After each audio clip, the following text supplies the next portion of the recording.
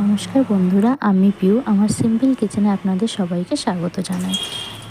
আমি আজকে আপনাদের সাথে শেয়ার করছি লোটে মাছের কষা। এর জন্য আমি কড়াইয়ে প্রথমে কিছুটা তেল দিয়ে একটা এলাচ, 2 টুকরো লবঙ্গ আর 1 টুকরো দারচিনি দিয়ে দিয়েছি। তারপরে দিলাম পেঁয়াজ, কুচনো পেঁয়াজটা ভাজা ভাজা হতে থাকে ততক্ষণ মিক্সির জারের মধ্যে আদা, রসুন, কাঁচা লঙ্কা, টমেটো আর কিছুটা কুচনো পেঁয়াজ দিয়ে দিয়েছি। একটা মিহি পেস্ট তৈরি করব। আপনারা লোটে মাছ তো অনেকভাবেই খেয়েছেন। এইভাবে একবার বানিয়ে খেয়ে দেখবেন, দারুণ লাগে। গরম গরম ভাতের সাথে দুর্দান্ত লাগে।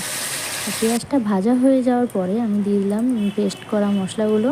তারপরে দিলাম ধনের গুঁড়ো, দেবো কিছুটা জিরের গুঁড়ো,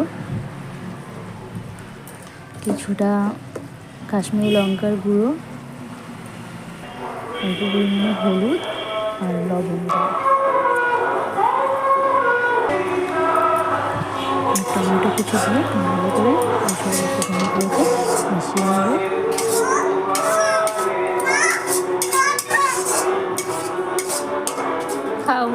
টমেটো মিশানো হয়ে গেলে এর মধ্যে দিয়ে দেবো সামান্য জল, দিয়ে ভালো করে আবারও ভালো করে মিশিয়ে নিয়ে মশলাটা কষতে দেওয়ার জন্য ঢেকে দেবো।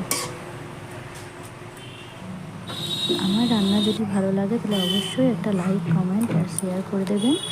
আর অবশ্যই করে আমার চ্যানেলটিকে সাবস্ক্রাইব করে দেবেন, আমার পাশে থাকবেন।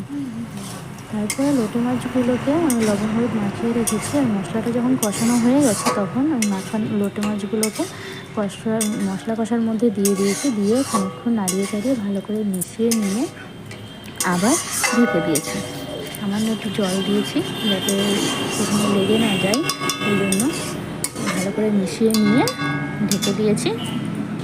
মাছটা যতক্ষণ না সিদ্ধ হচ্ছে না ততক্ষণের জন্য ঢেকে দিয়েছি। মাঝে একবার ঢাকা খুলে নেড়ে নেব।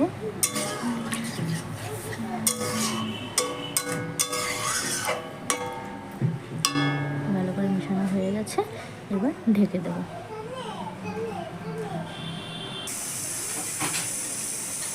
দেখো আমাদের মাছ প্রায় হয়ে গেছে। এবার এর মধ্যে হালকা হাতে নেড়ে দেবো। এর মধ্যে গরম মশলার গুঁড়ো আর ধনে পাতা দিয়ে হালকা হাতে একটু নেড়ে নেবো।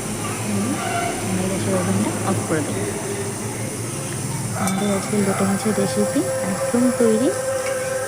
এটা গরম ভাতের সাথে খেতে কিন্তু দুর্দান্ত লাগে। আপনারা একবার হলেও বাড়িতে ট্রাই করে দেখবেন, অসাধারণ লাগে খেতে। ধন্যবাদ।